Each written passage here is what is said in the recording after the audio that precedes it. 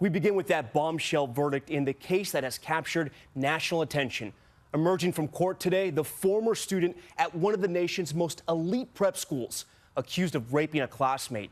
Inside the courtroom, fighting back tears, a jury, 9 men, 3 women, finding him not guilty of the most serious charges, but then collapsing as he learns his fate, guilty of 1 felony and 4 lesser charges. Tonight, that decision sending shockwaves and sparking a national conversation about teens and sex.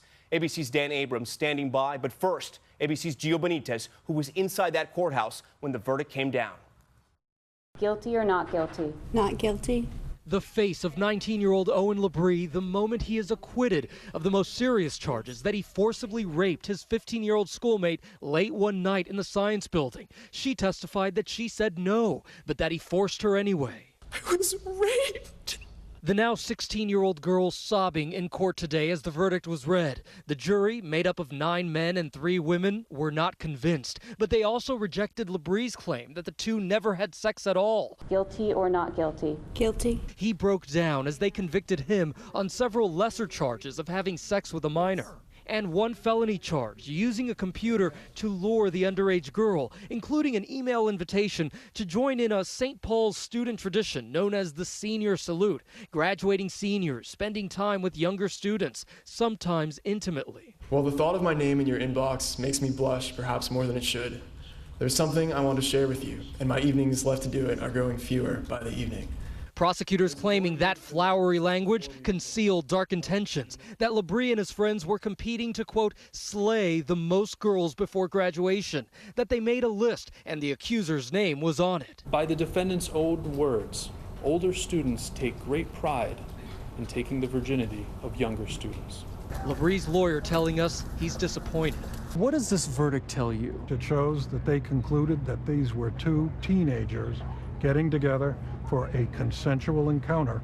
A spokesperson for the girls' family saying they were betrayed by the elite St. Paul's prep school. They allowed and fostered a toxic culture and left our daughter and several other students at risk of sexual violence. We trusted the school to protect her, and it failed us. And Tom, today the school sent a letter to parents and alumni praising the girls' resolve and unwavering commitment to the pursuit of the truth. Tom.